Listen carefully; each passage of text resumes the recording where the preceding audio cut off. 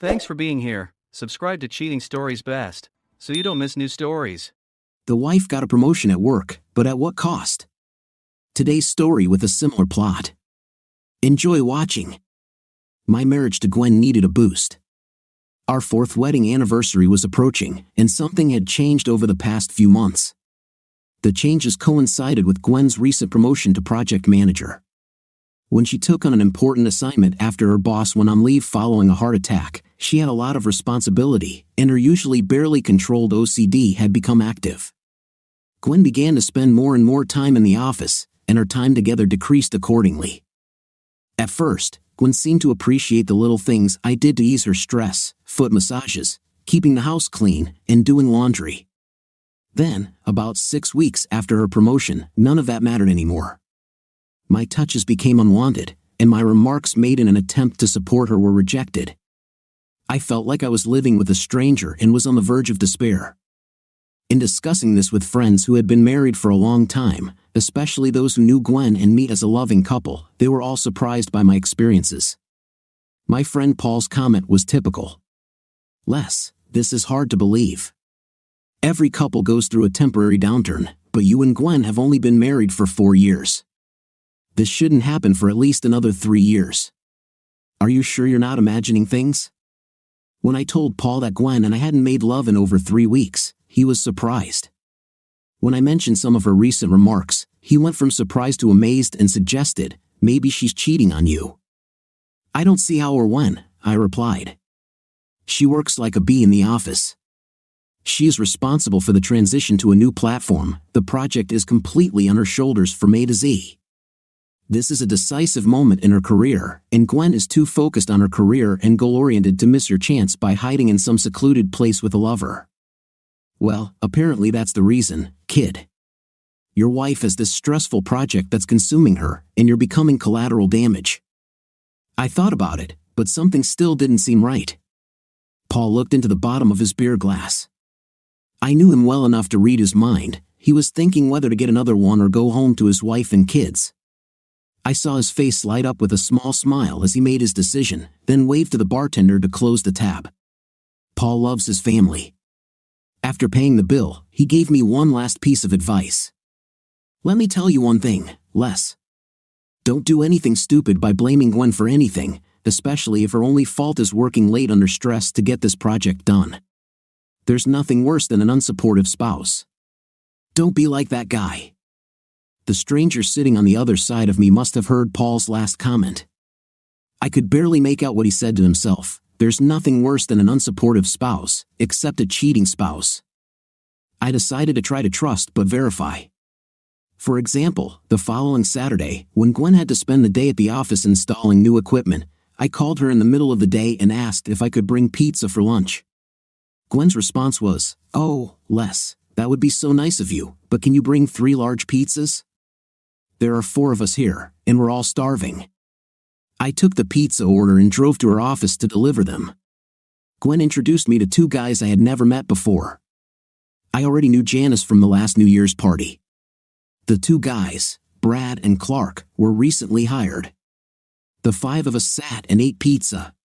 The conversation was casual, although Brad was noticeably silent. I got used to that when communicating with techies. Without being too obvious, I did my best to check in on how Gwen was spending her time away from home.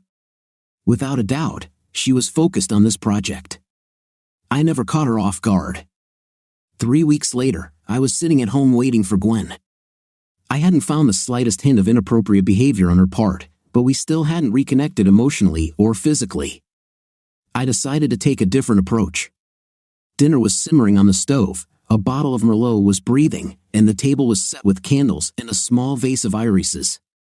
It was 7:30 when Gwen walked through the door. Gwen looked at the table and stood stunned for a moment, then smiled, kissed me, and took off her coat and shoes. "Forrest, that's so cute." I poured her a glass of wine. "Wash up and change clothes. Dinner will be ready in 10 minutes. Then we need to talk." She looked at me, the wheels turning in her head. When Gwen came down, dinner was served: medallions, fried potatoes, and asparagus. We ate while discussing our day. After the last bite, Gwen sat back in her chair, unable to wait any longer. What is this about, Les? I took out the envelope and opened it. Gwen, I know how hard these 5 months have been for you, and I know your conversion date is in 2 weeks, on Saturday. I think we need to spend time together after your conversion, considering you'll want to stay close at the very least for 2 weeks after the conversion. I've booked us a week's holiday starting in a month. We have 24 hours to decide whether to accept or decline. If I don't cancel by 4 tomorrow, we'll lose 25% of the deposit. I showed Gwen a brochure for a Caribbean resort. Our flight is first class to the Dominican Republic. It's a couple's resort, all-inclusive. I sat back and watched Gwen as she alternated between looking at me and flipping through the brochure. After a long minute, she spoke, tears in her eyes. Les, this is wonderful. I would love to go on vacation with you. The timing is perfect, everything should be settled by the time we leave. Gwen stood up and sat on my lap, wrapping her arms around my neck. Thank you for this. She kissed me. The next 4 weeks dragged on forever. Gwen's project went into effect, the conversion was successful, and minor difficulties after the conversion were easily resolved. Gwen and I started making love again, not twice a day like before, but during those 4 weeks, we did it at least once a week. I parked my car in a remote lot, and we took the shuttle to the terminal. All we had with us were 2 small suitcases, my backpack, and her purse. I didn't plan on wearing anything other than shorts, polos, and swim shorts for the entire week. Gwen had 3 summer dresses, 2 pairs of shorts, a couple of cute tops, and 2 of the prettiest bikinis imaginable in her carry-on luggage. It was supposed to be a hot week.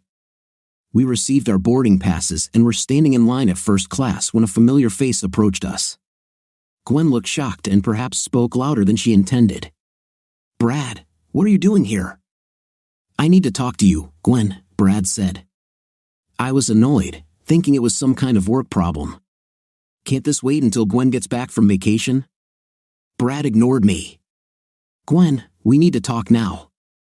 I was about to say something else, but Gwen interrupted me. She looked upset and worried. Les, please go ahead. I'll handle everything and I'll be right behind you. It'll only take a few minutes. I hesitated. Gwen said it again. Please, Les, just go. I'll be right behind you. She turned to Brad, looking incredibly angry. I thought that if I stayed, it would only delay what she wanted to say. I looked at my watch and went through security. When I arrived at our gate, the plane had already begun boarding. I needed a drink. I knew where to get it and made the second biggest mistake of my life. I walked down the first-class hallway, showed my boarding pass, walked up the jet bridge, and sat down in my seat. When the flight attendant approached me, I didn't even give her a chance to speak. Hello, can I have a double bourbon, neat? I must have said it nicely because the young lady was back with my drink in less than 30 seconds. I thanked her before taking a long sip. The drink warmed my throat, instantly transmitting a wave of calm to my body and brain. The last passengers were boarding. I took out my phone to call Gwen. No answer, it went to voicemail. I sent a message, where are you? Nothing. I sent a second message, you're late. Where are you? I was so engrossed in my phone that I didn't notice the cabin door closing. My body felt the movement of the plane as we were leaving the terminal. At the same time, my phone beeped with a message from Gwen. It simply read, I'm so sorry. The flight attendant stood next to me. Sir, you will have to turn off your phone. Her voice brought me out of my stupor. Can I come out? This is an emergency. What kind of emergency? My wife, she missed her plane. I think she left me. Sorry, sir, we can't return to the terminal because of this. Think about the other passengers, please. Any delay will affect them. My look must have expressed my helpless state because she handed me a small bottle of bourbon before beginning the safety demonstration. 5 long hours later, the plane landed at Punta Cana Airport in the Dominican Republic. As soon as possible, I called Gwen's number. Of course, she didn't answer. Why couldn't anything go right? When I hung up, I noticed a missed call from her and a voicemail. It sounded like she was crying. It took me 2 tries to figure it out. Les, I'm so sorry, but if you read the letter I sent you, it will explain everything. I'm sorry. Sorry for choosing such a cowardly path. You deserve better. That's all. I connected to email using my phone. The plane was ready to disembark. What terrible timing. I left the plane, sat down as soon as I could, and read Gwen's letter. Les, I'm sorry. I thought we could move away together and start over. For the last 4 months, before you suggested we move away together, I had an affair with Brad.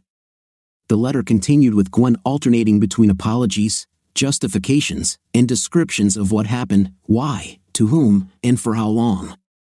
I sat reading the note, trying to control myself. I probably didn't handle it very well. When I finally got up and walked through customs, something about my appearance must have alerted the customs officer. Before I knew it, I was sitting in a small room with my luggage and 2 agents. Luckily, one of the agents spoke fluent English, and I was eventually able to convince him to read my wife's Dear John letter to understand why I looked like a lost soul. Is there anything worse than being a pathetic jerk who's just been outed as a cuckold? The looks I received were terrible, but I didn't cry. Trying to act brave, I was released within an hour. I walked out at dusk and took the shuttle to the resort. By this time, it was almost 8 in the evening. I needed a drink and a bed. The blows continued when I tried to check into my room. The young lady at the front desk asked, "Where's your wife?" "My wife couldn't come," I replied. "Sorry, sir. This is a couples-only resort. I cannot allow you to check in without your wife. I paid $5,000 for a week. I need a room. Can you make an exception?" She couldn't. I asked to speak to the manager. The night manager came to the counter and explained the rules, reminding me that the reservation clearly stated that singles were not allowed under any circumstances. When I asked where I could stay that night, he kindly called another resort down the beach that had a room available. He even instructed the doorman to take me to this resort. When I tried to check in at the second resort, my credit card was declined. I pulled out the second card I carried in case of an emergency. Rejected. I tried calling Gwen to find out why our cards weren't working. No answer. I called the hotlines of both banks and was told that the cards had been canceled. I sent Gwen a message, "Why did you cancel the cards?" 10 minutes later, I received her answer, "Brad suggested canceling the cards. He said you wouldn't need them because the resort was prepaid and all-inclusive." As I read her response, I think I surprised the hotel employee with the stream of profanity that came out of my mouth. Luckily, my only luck that day was having over $600 in cash. I paid for the night in cash, leaving me with just over half of my money. I walked into my room, probably the crappiest $300 a night room I've ever stayed in, and sat down for a moment to collect my thoughts. I couldn't access my bank accounts. I'd have to call the bank in the morning. Just in case, I called my brother in Denver. After explaining the situation, convincing him and his wife that I wasn't kidding, and listening to them both say no, not Gwen, I was finally able to get to the root of my immediate problem. My brother agreed to go to his bank first thing in the morning and transfer a few $1,000s to the nearest Western Union.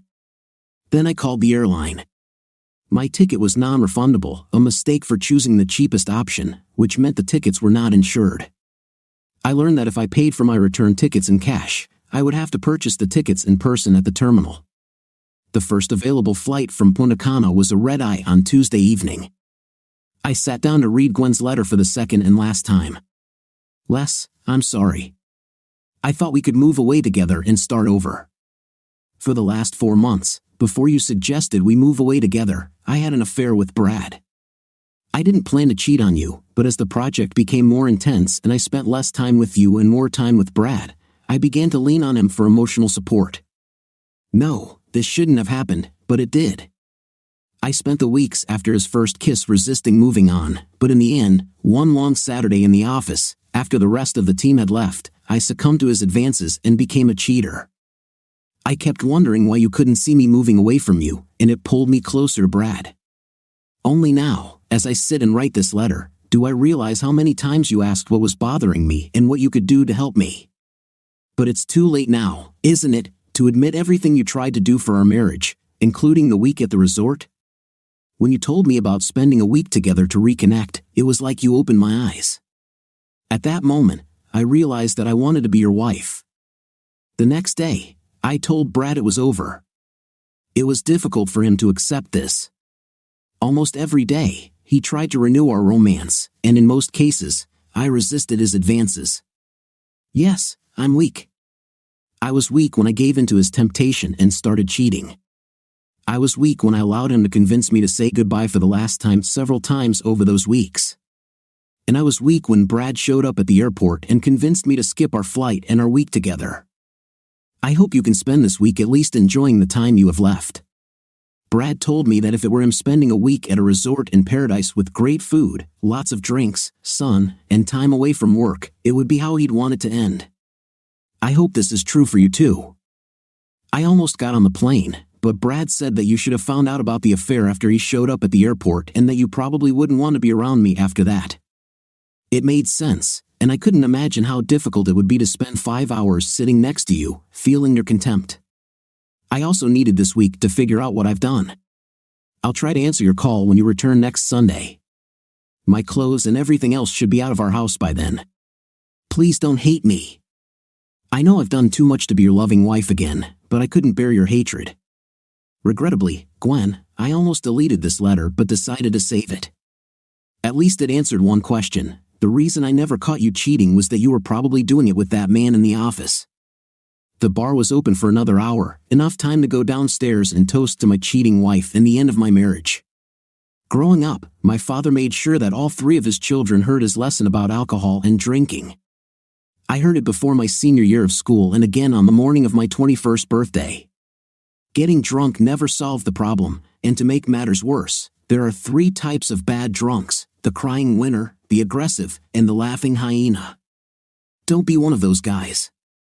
Drink slow and steady, enjoy the high, but know your limits. And if I ever find out that you drink and drive, well, I don't care how old you are, I'll take your car and kick your 5th place. The fact is that my father was not a teetotaler.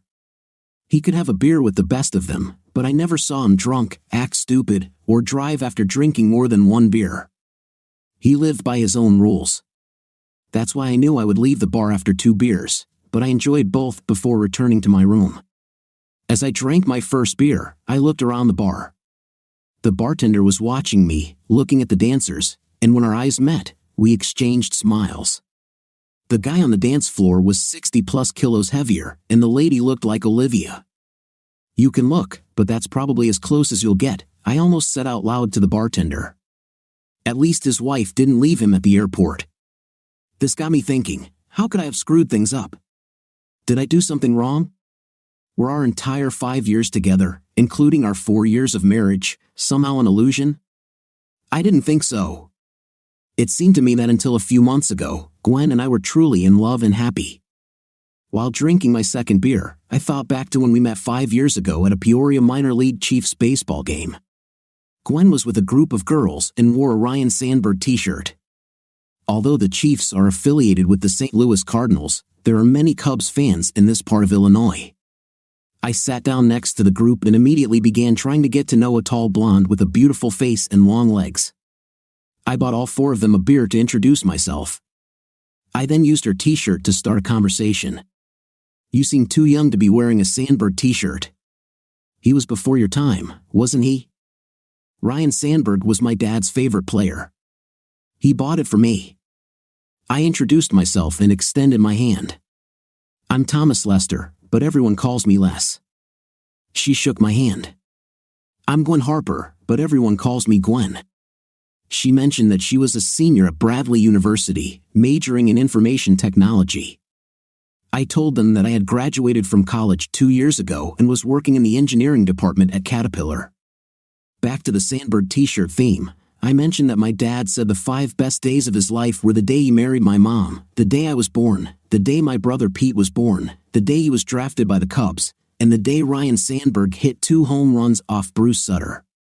Did your father play for the Cubs? He never made it to the big leagues, but he spent 2 years in the AAA at Iowa. Still, not bad. Gwen and I talked until the end of the game. While leaving with her friends, she gave me her number and told me to call. I did the next day, and that weekend we met, marking the beginning of our romance. It took me a couple of months to finally get Gwen into my bed, and by that time, I was already completely captivated by her. She was not only beautiful but also loved sports and was an extremely bright person. Our first night together was a revelation. Gwen agreed to come back to my apartment after dinner in a movie. We were making out on my couch when Gwen asked me to take her to bed. Gwen had the body of a goddess, but she was the shyest intimate partner I had ever been with. She seemed pleased but was too shy to look me straight in the eyes. Not a word came out of her mouth the entire time. This first night is a good example. After we made love, with her pressed against me, breathing peacefully, almost ready to fall asleep, she asked if she could borrow a shirt to sleep in. No, we sleep without anything. I've never done that before. You'll like it. She fell asleep in my arms with her body without anything next to me. The next morning, Gwen woke up and asked again, "Do you have anything I could wear?" "No, I want you to stay without clothes." She got out of bed, went to the bathroom, came out, and joined me in the kitchen while I was making coffee. The whole time, she didn't say a word or look directly at me, but I could watch a 5 feet 6 inches, 120 pounds angelic work of divine art walk around my apartment outside the bedroom. We got along on many levels, but we had one problem that could have been a deciding factor. Her friends, and especially her father, were very, and I emphasize very, competitive when it came to their sports teams. My alma mater, Purdue, played Bradley in men's basketball. We were in the pub watching the game. I enjoyed it when Purdue won, but that didn't mean I had control over whether they won or lost. That night, every time Bradley scored, one of Gwen's friends would get in my face and slap the palms of the other guys at the table. Luckily, Bradley won, and I was told that I needed to buy the next round. I gritted my teeth, didn't send them, but said winner pays and stuck to my words. Nothing happened, but I'm sure I didn't score any points that night among Gwen's friends. Gwen seemed pleased with all this and didn't say a word. Dodging that bullet didn't prepare me for meeting her father. It was Thanksgiving. Gwen and I had been dating seriously for 4 months, and it was time to meet the parents. I walked into their home in Arlington Heights and was immediately greeted by my mom and dad. As intelligent as Gwen was, she could sometimes make mistakes, and this was one of those times. Right after they met, Gwen joked, "Watch out, Dad. He's a Cardinals fan." It wasn't just a grimace on the old man's face. It was 2011, 5 years before the Cubs finally went to the World Series and won it all. In the previous 10 years, the Cards had been there 3 times and won twice. So I fully understand how this could be a sore subject for a Cubs fan, especially a guy who played in their farm system. I needed to score points with Gwen's family, so I downplayed my bigotry. Gwen and I returned to Peoria after Thanksgiving, and everything was back to normal. She already had a job at State Farm in Bloomington. I called Mr. Harper, asked for his daughter's hand in marriage, and bought a ring. I introduced Gwen to my parents 2 days before Christmas. They loved her, and I proposed to her late on Christmas Eve. Gwen cried, said yes, and we started making plans for a wedding at the end of July, exactly 1 year after that day at Dozer Park. We didn't move in together right away.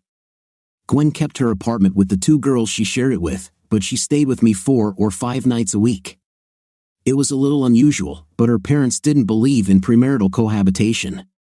We rented a small farmhouse between Peoria, where I worked, and Bloomington, where Gwen worked, and moved there after our honeymoon. We got married on July 30th and honeymooned in Miami Beach.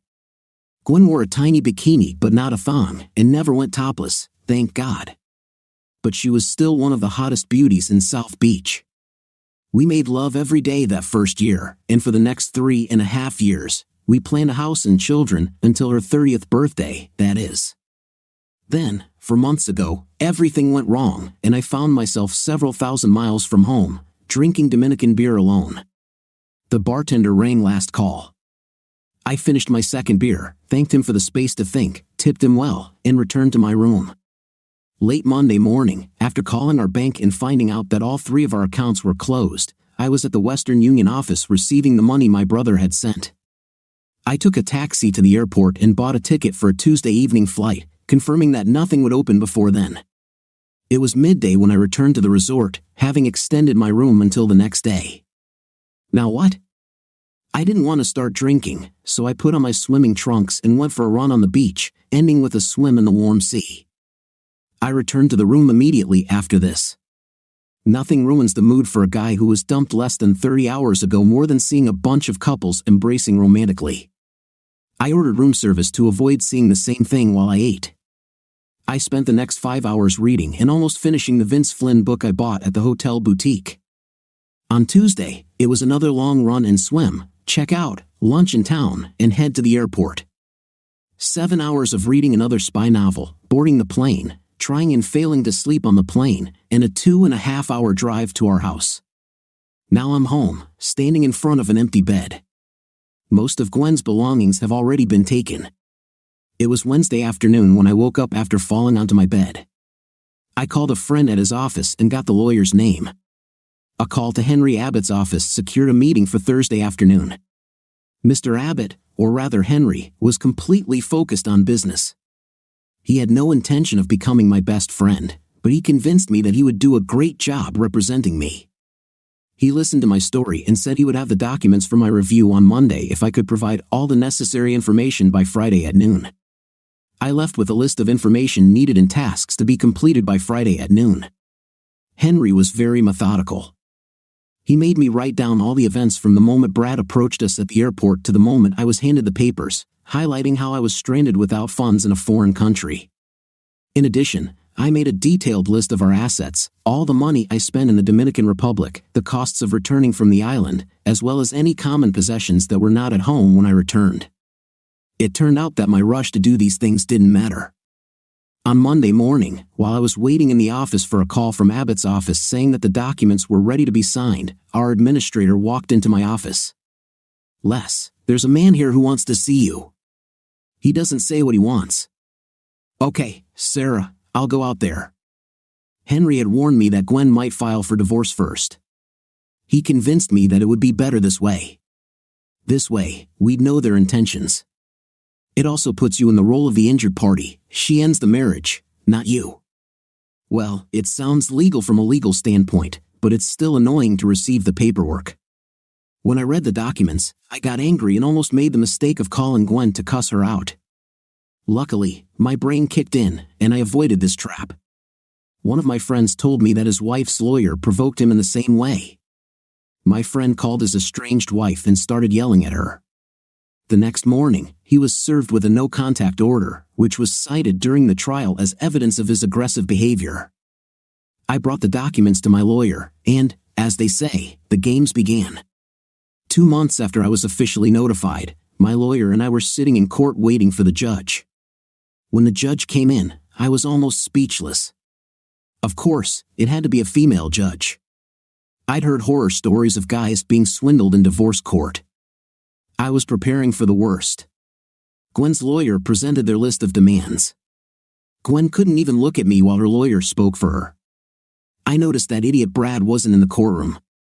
Smart move on their part. My lawyer told our side of the story. None of this was news to the judge, since all the details had already been presented and considered in advance. There was an opportunity for objections from their lawyer, then the last word from our side. The judge asked Gwen a question, addressing her by her maiden name, the same way Gwen's lawyer called her Miss Harper. "You are not making any allegations of abuse by Mr. Lester. Did you just fall in love with this Mr. Bradley Parker and decide to leave your husband because you fell in love with another man?" Gwen and her lawyer looked at each other for a second, then she replied, "Yes, Your Honor." There was no violence. Thank you for your honest response. If there's one thing I don't tolerate in my court, it's people using false accusations of violence to gain an advantage. The judge paused for a moment, reviewing her notes. This court grants a divorce effective immediately. No alimony will be ordered. Each party will retain their retirement funds and personal belongings. Assets held jointly will be divided in half. From Miss Harper's share, she will reimburse Mr. Lester for the $9,000 he spent on the ruined vacation, all expenses during his stay, and the cost of return. Miss Harper will also pay the legal costs of both parties and contribute $200 toward rent for 7 months, the time from when she left the house until the end of the current lease of their rental home. The judge looked straight at Gwen. Young lady, you say here that you loved your husband. If this is how you treat the man you love, God help the one you don't. I could have been knocked down with a feather. Out of $20,000, half of our Let's Buy a House savings, she had to give me almost $16,000. As the lawyer and I walked out, Gwen could be heard calling after me. As I left the courtroom, I saw Brad sitting on the bench. He started to get up, but I was already in his way. You know she'll cheat on you too, I said. I left. On the street, I asked Henry if I could buy him lunch. We crossed to the other side of the street to a diner. I almost fell over when I saw that the judge was a woman. I thought that I would definitely be undone. That's where you're wrong, for 2 reasons, Henry said. It's always some old judge who looks at his sweet wife and gives her everything clean, and we couldn't have a better judge than Judy Carter. You knew we would end up in her hall, why didn't you tell me? I didn't want to create expectations or let you relax just in case she decided to question you. Henry continued, Judge Carter has been married to the same man for 40 years and adores him. She's a respected judge, and he's a mechanic at a local shop that supplies parts for Caterpillar. But it's a marriage of equals. Barry Carter is a great guy, humble even in the club despite his 5 handicaps and winning every damn tournament. Henry paused to take a sip of his coffee. Let me tell you one last story. Just because you got burned your first time at the wedding aisle, you need to know that there are wonderful girls out there. The judge and Barry are at a dance party at the country club, sharing a table with me and my wife and another couple. One of the local rich people, the owner of one of the car dealerships in the city, approaches, ignores Barry, and invites the judge to dance. Barry is not the kind of person who will allow himself to be passed over, but he is courageous enough to let his wife, Judy, break up the situation. Has anyone ever taught you manners? She asked. No gentleman would ever ask a lady to dance without asking her date. Go away and pray you never end up in my court. If that happens, tell your lawyer you need another judge because I can't promise you a fair hearing. The judge leaned over and kissed her husband. She knows that some people underestimate her husband just because he works with his hands. I laughed as I imagined it. Just half an hour in Carter's courtroom and I could imagine how it happened. You're different from most lawyers, I said. I'm sorry if it sounds like I'm disparaging your profession, but... Now it was Henry's turn to laugh. My dad worked on the assembly line at CAT for over 30 years. My mom stayed home and raised 5 kids. The day I went to law school, my dad hugged me and congratulated me. He said, "Don't be a 5th place." He's 90, but I know he'll still kick my 5th place if he has to. That keeps me in line. We finished lunch. I thanked him again, and we went our separate ways. It was time to start a new life. Colleagues and other well-meaning acquaintances tried to connect me with women they thought I needed to meet to get through my grief. The problem with all these acquaintances was that I didn't need a new relationship yet. Everything was still too fresh. I just needed night, and I couldn't imagine going out with my sister, cousin, or any other colleague if I was only interested in quick intim that didn't develop into something more. Call me sensitive, but sometimes I did have an intim, most often by hanging out at local bars with a reputation for hooking up. I had enough free time to start taking dance lessons, but there are always risks when it comes to being a ladies' man. One evening, I spent an hour having a great time with a particularly well-built woman. We were heading out when her left hand caught the light and I saw characteristic lightning around the 4th finger, a clear sign of a recently removed ring. "Are you married?" I asked. She gave me a deer-in-the-headlights look and stuttered her answer. "Yes, but my husband is on a business trip." "Where is he?" "In Afghanistan. He's in the army." I swear, I've never been so close to hitting a woman, not even Gwen with all her antics. You should be ashamed. Your husband is risking his life and you're looking for someone to sleep with. She began to cry before collapsing onto the sidewalk. "I'm sorry. I'm so sorry. I'm such a terrible wife." I picked her up from the sidewalk. She looked into my eyes and started mumbling. "He left 5 months ago and I worry every day. I was lonely, and a couple of guys at work started hitting on me. I didn't want to cheat with someone I'd have to see again, so I went out tonight. It was the first time. I swear. I needed to feel like a woman. I didn't even know if I could have a night, but I wanted to feel a man's hug and at least a kiss. God, what a shame, I said. Let's go get a cup of coffee. Put on your ring and let's go. I gave her a clean handkerchief that I always carried with me. Here, dry your tears before we go in. Kelly and I sat in the cafe for the next hour, and she told me all about Sergeant John Tyler. She told me about 2 men in her office, including her boss, who tried to force her to go out with them. I convinced Kelly to talk to HR. I took Kelly home. We agreed to meet for lunch next Saturday. I wanted to keep an eye on how she dealt with these 2 bloodsuckers and make sure she did. About every 3 weeks, we met for coffee and a sandwich. We were just talking when Kelly said the company transferred her to another department and reprimanded the 2 men. One day, she entered a cafe and everyone could see the joy on her face. John will be home in 2 weeks, she said. I congratulated her. I'm happy for you. I thought this would be our last dinner. She seemed saddened by this but understood. Thank you for being my friend, Les. You helped me with those 2 at work and helped me understand how I could have lost the best thing I had, John's love. You were there when I needed a true friend. I will never forget this. I will miss her, but I left the restaurant with good feelings. I walked out of my office building and was greeted by a 6 feet 3 inches Highlander in a desert uniform. I recognized him from photographs that Kelly had once shown me. Are you Thomas Lester? I didn't reach out, deciding to let him set the pace of the conversation. Can we talk somewhere? There's a bar 4 blocks south. I can meet you there. We walked to our cars and he followed me inside. I treated myself to the first round. Kelly told me what happened. I wanted to look you in the eyes and hear it from you. I have to admit, it's crazy to come home and hear from your wife that she went on dates to sleep with someone. Well, it didn't happen, at least not with me. I doubt it would with anyone else. She had a moment of weakness. She loves you. Why didn't you take advantage of the situation?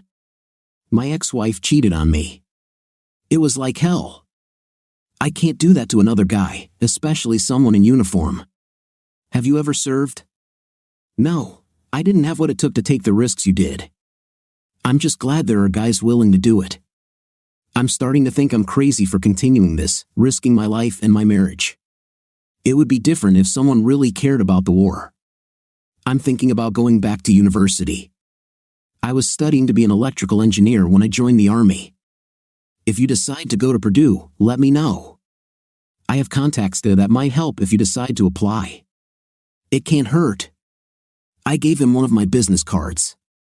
I don't think we can be friends, Lester. I can't look at you without thinking about Kelly almost cheating on me with you. I appreciate what you did, but I just can't. After a short pause, as we drank our beers, J.N. broke the silence. You're an unusual guy, Lester. You're missing out on the chance to sleep with a woman like Kelly. You're sitting here, not asking me about my time there. You can't imagine how many guys ask, as if that's what we want to talk about. I think it's your right to talk about it or not. I'm not going to take the dubious pleasure of listening to your war stories. He finished his beer, shook my hand, thanked me for the beer and for everything, and then left. I received one letter from Kelly. John Tyler was retiring from the Army. They were moving to Texas, where he planned to finish his studies at Texas A&M. They also planned to have a child as soon as he graduated. The letter contained another thank you from her. I wished them all the best. Hopefully, they could be an example of how a person can be tempted and almost fall but learn from the experience and end up with a strong marriage. Despite my own history, I still hoped for romance. A month later, someone knocked on my door early on a Sunday morning.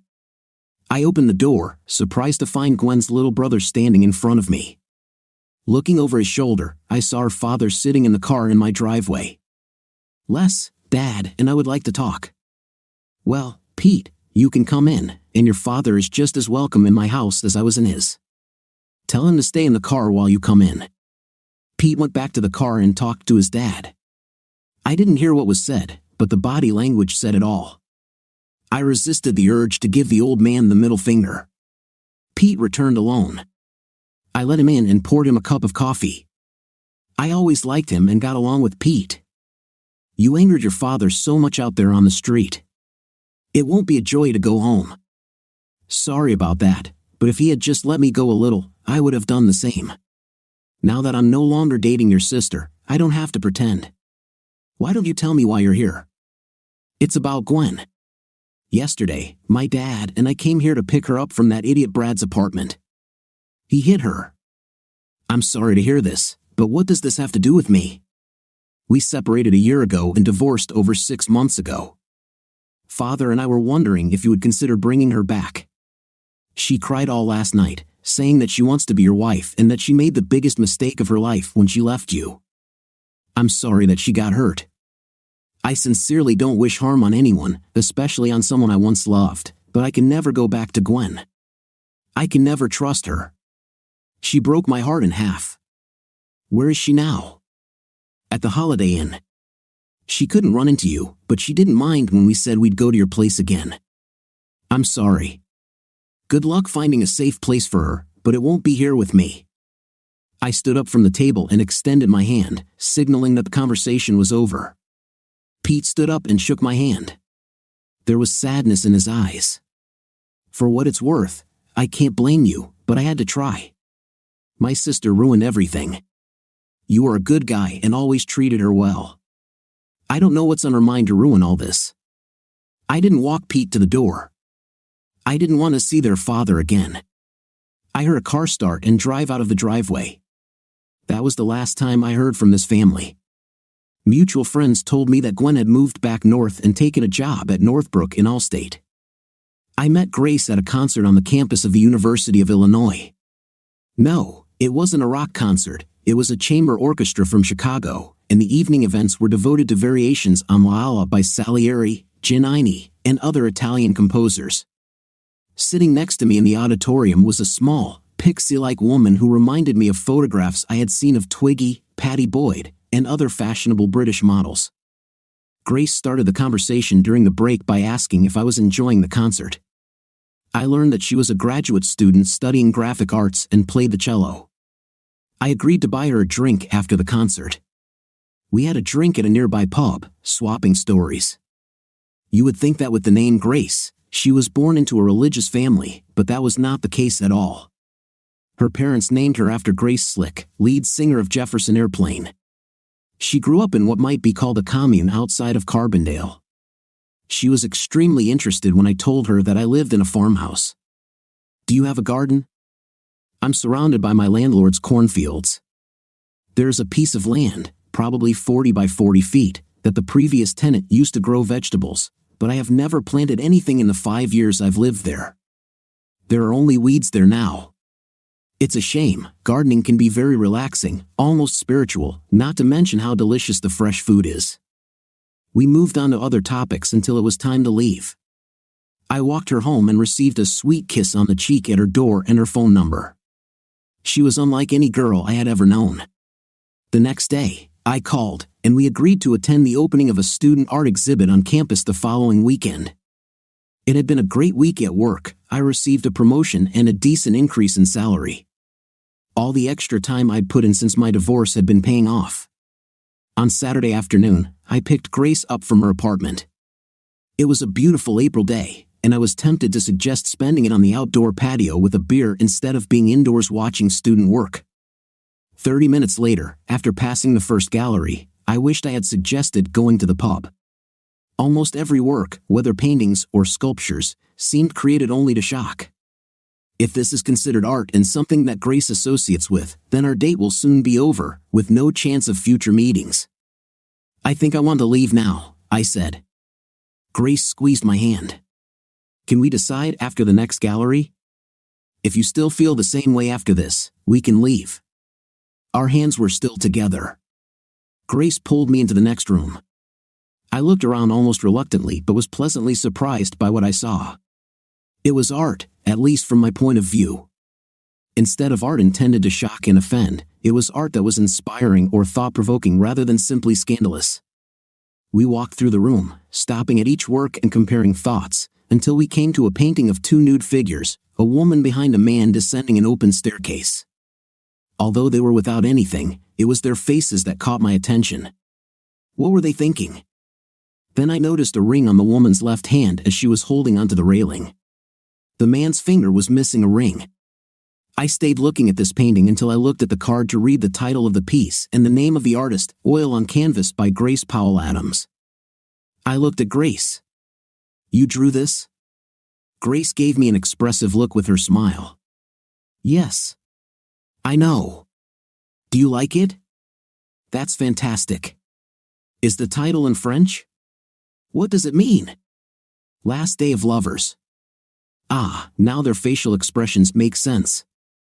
It's all over for them. Why? I can't decide. What do you think? I knew what I was thinking but wasn't ready to share. I'll tell you later. Did you use live models? 2 other students. They spent hours on the stairs posing. Let's go to the last gallery. I want to show you something else. On the wall of the last gallery was Grace's second work. It was radically different from the first one. It was an animation drawing of a giant aquarium filled with hundreds of different fish and sea creatures. Oh my God, this is fantastic. This is something my niece would absolutely adore. You are so talented. Why is all this great work here and all that crap in the first gallery? Grace laughed before answering. Most of us think that the professor who is curating the exhibition is using the shock value of the show to make a name for himself among the avant-garde artists in Chicago. I hope this doesn't sound mean. On the contrary, it only confirms your good taste. I hope you don't mind if I send a letter to the university with a proposal to at least change the placement of the galleries. We finally made it to the pub and spent a few hours drinking, eating, and getting to know each other better. The more Grace opened up, the more I was amazed at how down-to-earth this young woman was, especially considering where she grew up. Grace put things in perspective. A commune is not a place for pleasure. My parents were devoted and monogamous. You could count my partners on one hand. Still, your picture of the 2 lovers was so erotic. Well, don't confuse quantity with quality. My 2 past long-term lovers deserve to be in the Intimate Hall of Fame. Not what the guy wants to hear, I joked. Grace saw the expression on my face. Sorry, Les, it didn't come up that way. Night shouldn't be a competition, you know? It's about 2 people sharing. That's what I meant when I said these 2 should be in the Hall of Fame. They understood that it was not about their pleasure or my pleasure, but about our shared experience. The evening was getting cooler. It's time to go indoors. Les, do you mind if we finish early tonight? I have a project to finish by Monday. I shouldn't have spent this whole day joking around in the first place, but I really wanted to spend time with you. I agreed. What could I say? It was a fantastic first date, and I didn't want to ruin it. Grace asked if we could have dinner together next Wednesday. We agreed that she would come to my house, and I would cook dinner. On Wednesday, Grace arrived at 5:30. As if she were inspecting, she was most interested in the weed-filled area that had once been a garden. It was surrounded by a 7-foot perimeter fence to keep deer out. Grace took a shovel from the garage and started digging along the fence. That's great. They buried the fence to keep the rabbits out, I said. Grace washed up, we ate stew and drank beer, and I learned more about her. By the time we finished dinner, we had discussed my reaction to her painting of 2 lovers, given how my marriage had ended. Grace had apologized if the painting had upset me. She told me more about herself. She speaks Italian and French, plays the cello, and is an accomplished artist. What can't you do? I asked. I'm no good at sports. I'm completely clumsy. I've tried tennis, softball, horse riding, you name it. If it takes skill, I'm bad at it. I can run and swim, but I'm that person in the back row at yoga class who is falling all over the place. I tried not to laugh at this image. Grace laughed for both of us. It's hard to believe. I mean, you have to have hand coordination to play the cello and draw. I'm nervous. Don't even think about taking me on the dance floor. I'm a complete clown. My legs and arms are flailing. I can't draw if anyone is watching. The only reason I can play the cello is that I learned how to play in my room when no one was looking. Didn't you have a music teacher? I asked. My mom, Grace replied, looking at the clock on the wall. I need to get back to town, but before I go, I want to ask you a huge favor. I'd like to plant a garden in your backyard. I'll do all the work, buy the seeds, pull the weeds, everything. I'll share the harvest with you. You can eat fresh food. We discussed logistics, parameters regarding my privacy, and when she agreed to my demands, I agreed to her request. Of course, the prospect of fresh food was appealing, but the thought of Grace being around for the next 6 months was what convinced me. For the next 2 weeks, Grace would call me at work, get my consent to come over, and I would come home to find her working in her garden. She rented a cultivator, and one day, she was halfway across the lot when I arrived. I asked if I could try it. She showed me how it worked, and I finished the job. On Friday, organic cow manure was piled in front of the house. We spent the whole weekend taking turns wheelbarrowing it around and mixing it into the soil, even though it was drizzling both days. When we finished, Grace surprised me by hugging me and kissing me. I've missed this so much since I left home, she said. It makes me so happy, digging in the ground, smelling the soil. It's even better when the sun is shining, feeling its warmth on your body. It was my first time gardening, but I knew what she meant. Over the years, I had watched my landlord plow and harvest the corn, but I was detached from it. Working on this small piece of land was direct contact with nature. We went into the house and made sandwiches for dinner. I sensed that Grace had something on her mind and waited for her to speak. Les, my lease is up in 3 weeks. Right after the session, my roommates are graduating. Would you consider renting me a second bedroom here? I'll pay rent and share the cost of food and utilities. Grace's question upset me. I hope to be more than just a friend to Grace. We met periodically between Grace's studies, gardening, and my recent promotion. Free time was scarce.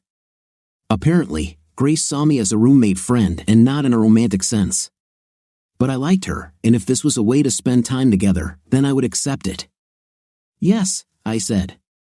We sat down and discussed the details, the division of responsibilities, how much she would contribute to rent and groceries. I had to ask, what about guests? She looked at me in surprise. What do you mean, guests? Well, if one of us brings an overnight guest, how does that work? I've never had roommates other than my ex-wife, so the topic never came up. How do you and your roommates handle it now? Grace looked like she was about to cry. We ask all guests to respect other neighbors. This has never been a problem. I decided to drop the topic. I guess you and I can sort it out if this ever comes up. Grace left soon after. She said she would be back next weekend to start planting. Saturday morning was warm and sunny, a perfect spring day. I had to work at the office and decided to bike 10 miles into town. I left a note on the kitchen table for Grace before I left, saying I'd be home by 4 and asking if we could have dinner together. I turned on the computer. Nothing. Then it dawned on me, the update for the ADU had happened this weekend, and I had completely forgotten. This event made me happy, not everything was lost. I had a pleasant morning ride and would have a second one on the way home. Most importantly, I could spend a sunny day in the garden with Grace. I turned off the terminal and went out, whistling joyfully. When I got home, I noticed something strange. The driveway gate was closed, and Grace's car was parked inside the gate. The garden was located behind the house and was not visible from the road. I shouldered the bike and walked through the gap between the gates. I walked past the house and looked into the garden. There she was, working completely without clothes except for her gardening boots. Her back was to me as she worked along the row with a hoe. I watched as she bent down to place the seeds in the ground and then covered them with her hands. Grace had her summer dress hanging on a shovel stuck in the ground nearby. It was probably there so she could get dressed if she heard someone opening the driveway gate. There was time to step back and pretend I didn't see anything. Because she was my friend, not my lover, I took one last look at her and then turned to slowly walk back, making some noise as I went up the driveway.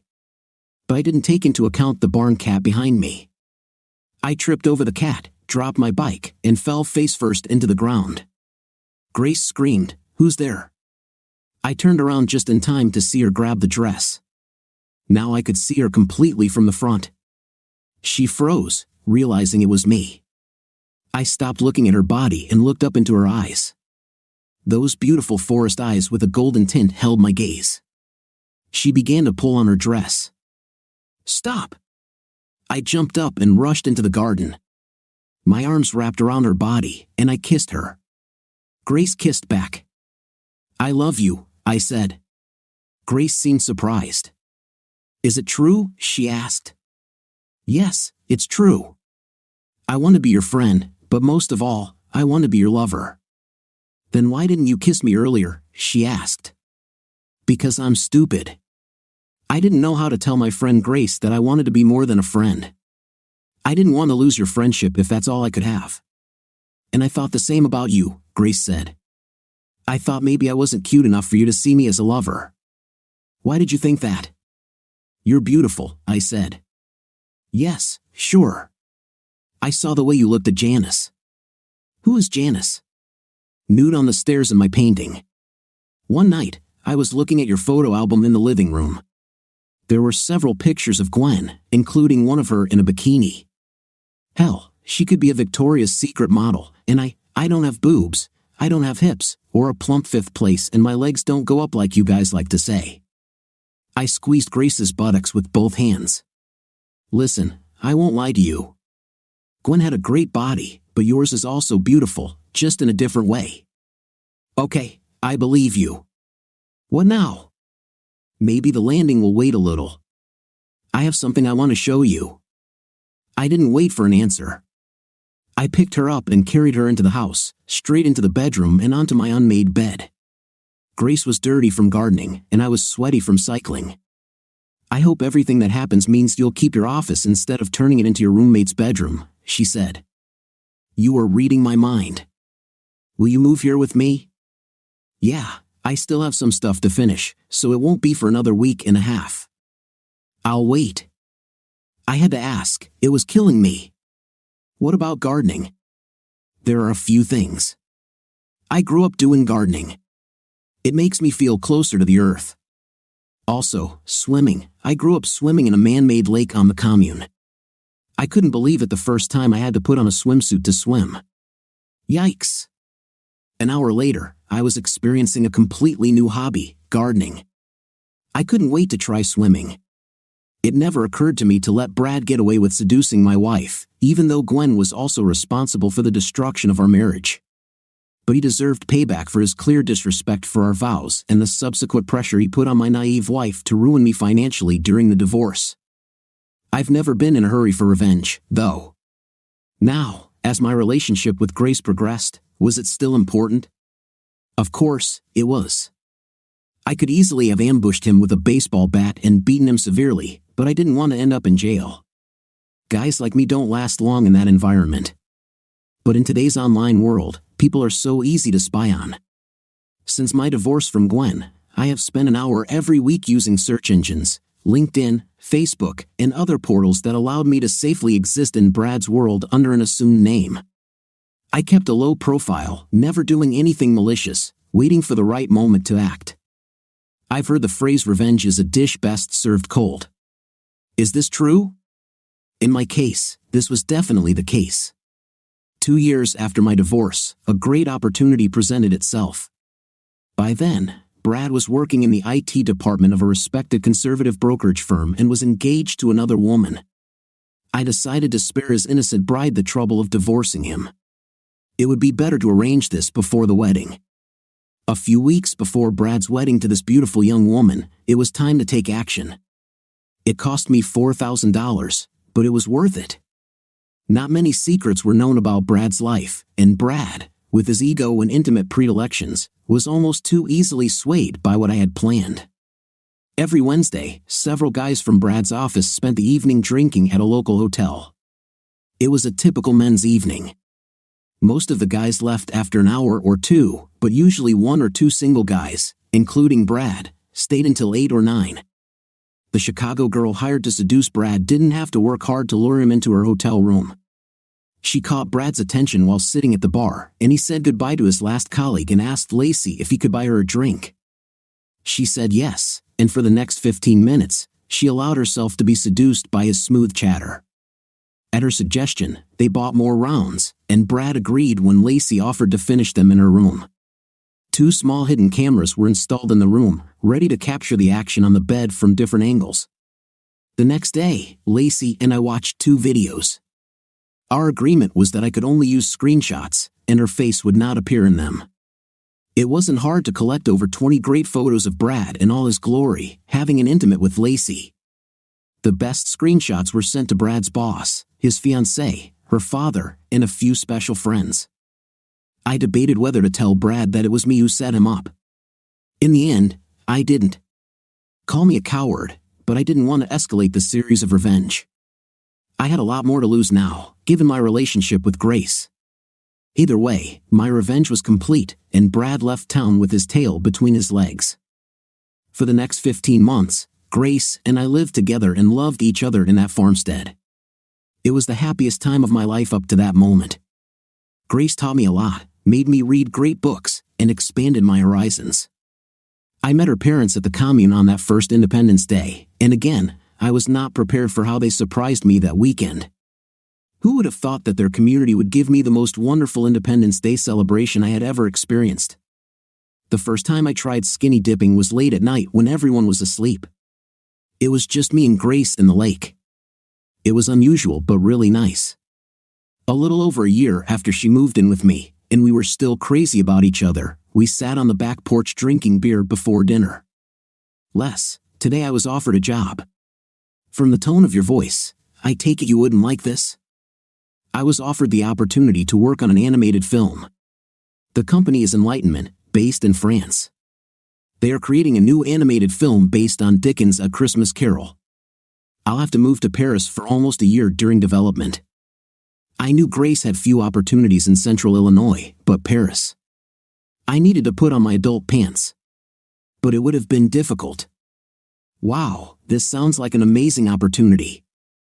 I guess I'm surprised, though. I didn't know you were applying for positions outside of the States. I didn't apply. It came through a sort of friend of a friend who was already there. One of my professors sent samples of my work to several people. It got into circulation, and they called me today. I thought you were talking about freelancing so you could stay here. Freelancing is difficult if you don't have a reputation. This will help me get that reputation when I come back. Or you may find that Paris is more exciting than Peoria and Bloomington. How to keep them on the farm after they've seen Paris. You know, I thought about it. Dear, you always said you thought I was pretty down to earth. You know how much I love the farm, and you should know how much I love you. When do you need to give them an answer? By the end of the week. Well, you know me. I won't say no, and I will support you 100%. Give me 2 days to come to terms with this, then I'll tell you. It's normal, and you can give them your answer. Grace stood up from her lounge chair, sat on my lap, wrapped her arms around my neck, and touched her lips to mine. I would miss her. I hesitated whether to tell Grace about the gift. The diamond ring was in my gun safe. 2 days later, when I told Grace she could confirm her participation with Enlightenment, I did not mention the ring. Grace left the day after her graduation. I did my best to hold back, but it wasn't easy. I don't think I fooled anyone, but I hoped Grace appreciated that I didn't fall apart. Grace left her car and almost all of her personal belongings, including her art supplies, at my house. Her mother hugged me tightly and whispered in my ear, "She loves you. Trust her."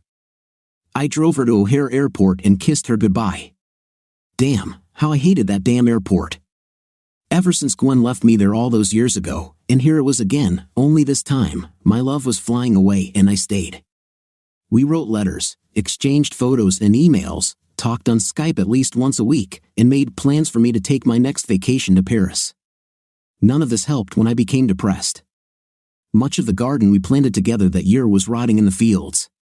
One of my work colleagues came to my house one afternoon and, seeing the state of the garden, offered to pick up the harvest. I was indifferent and said it was okay. Debbie King, one of the administrative assistants in our department, was a widow with 2 boys who had lost her husband to severe hepatitis. She She and her sons came to my house on Saturday, and the three of them spent several hours harvesting. "What are you going to do with all these vegetables?"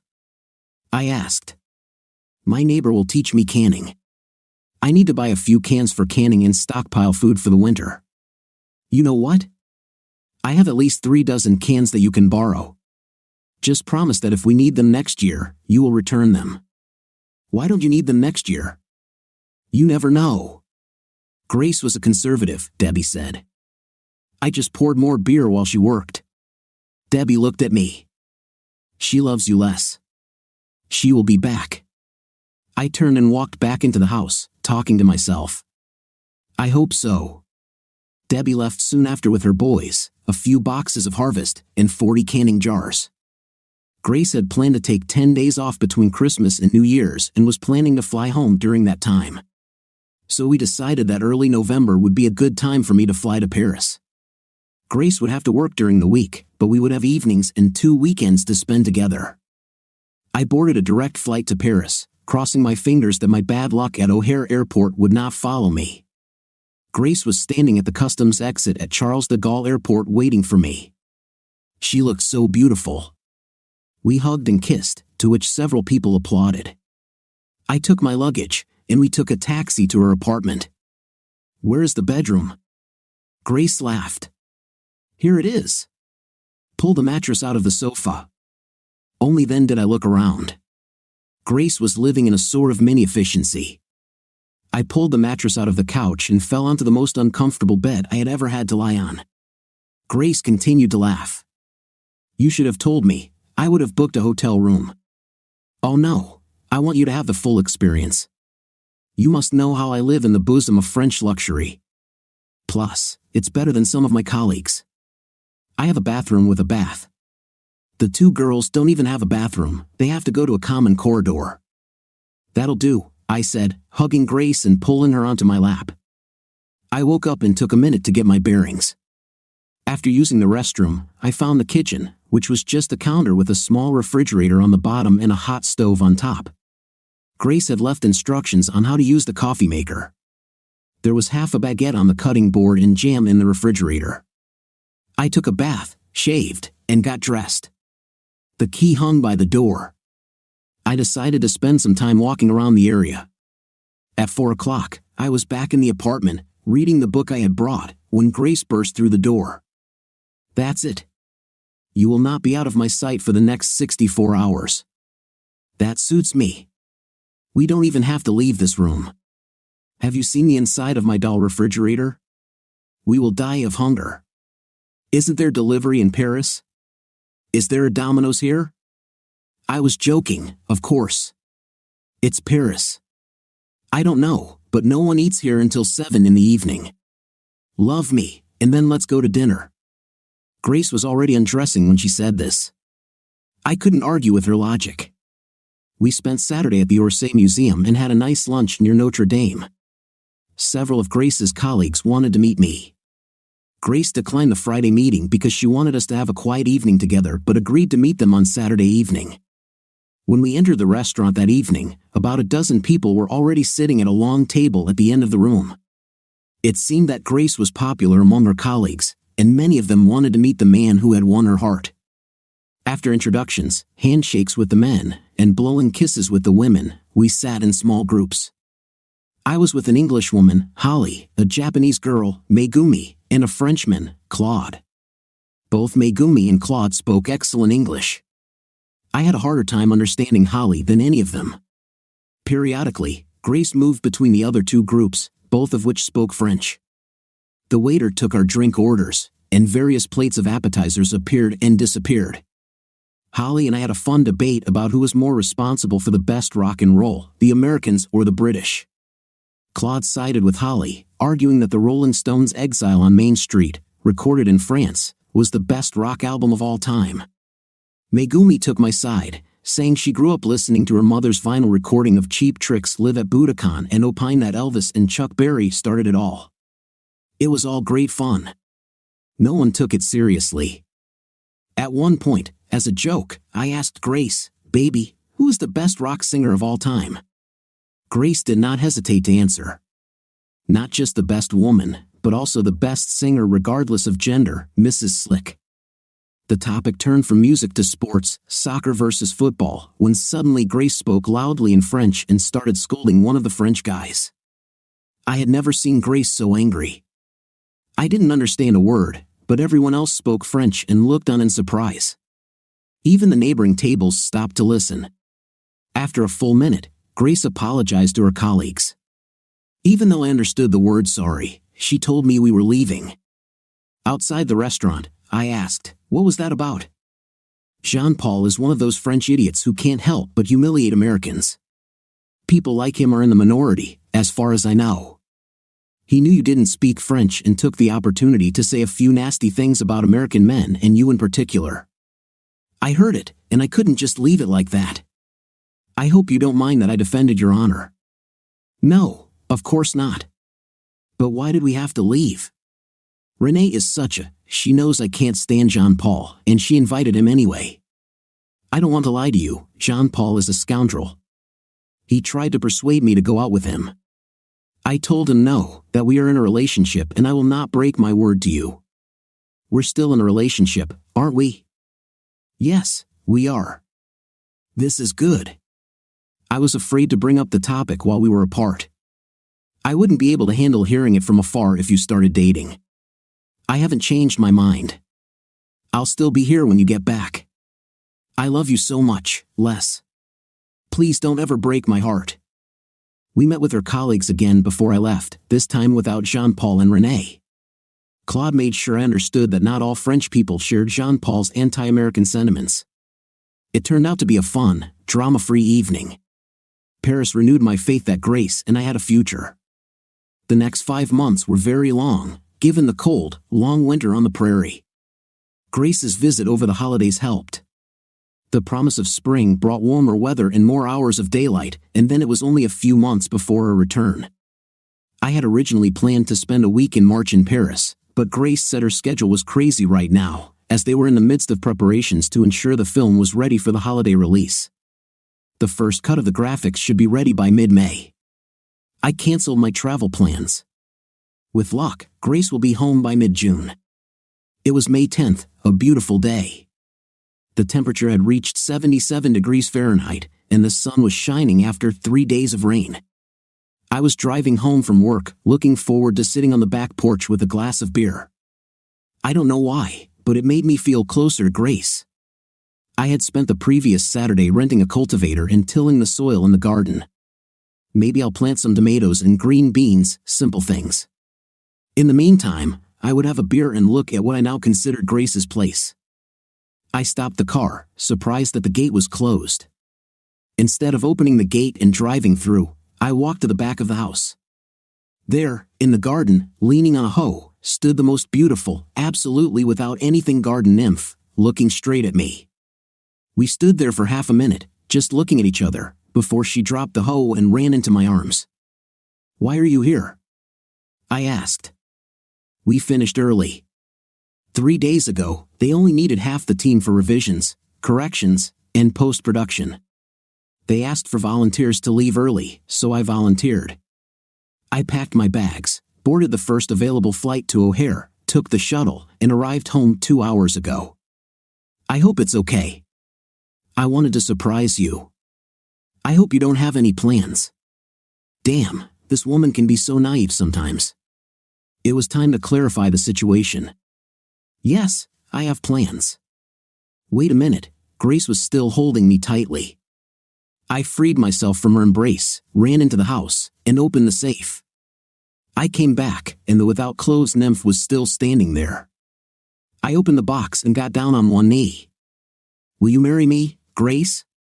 Like I said, she can be naive. I completely surprised her with my proposal. It took her a moment to find her voice, but when she did, she said the right words. "Yes, I love you so much, Thomas Lester. Maybe Sunday is too soon. This will give us time to get a license and for our parents to come here. We actually got married on Sunday in the garden of all places. It was a little messy, but the 20 or so guests, including both sets of parents, some siblings, and a few others, didn't seem to mind. Grace put on a dress, even though it was a garden wedding. I'm sure my parents appreciated it. Grace and I stayed at the farmhouse until the harvest. We spent the summer looking for our own place. We found the perfect spot a few miles north of town and about a quarter mile from the river, far enough away to not have to worry about flooding. It was 4 acres, 2 of which were wooded, and enough level land to build another garden for Grace. The lot had a double-wide trailer and a garage that was larger than the trailer. We'll turn the south side of the garage into a studio for Grace and still have room for both cars. We will sell the double-wide trailer as soon as the house is built.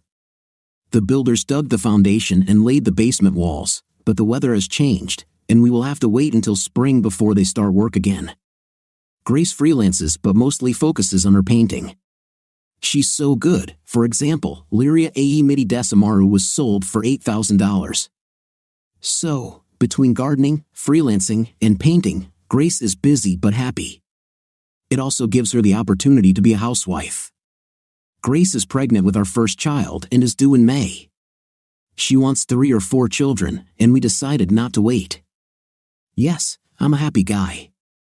I have a wonderful, loving wife, a well-paying job that I enjoy, a baby on the way, and a beautiful piece of land to share with my pixie bride.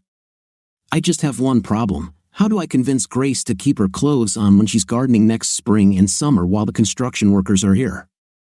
What do you think of our story today? In my opinion, the husband was absolutely right and not at fault in this story. What's your opinion? Write in the comments. See you in the next video.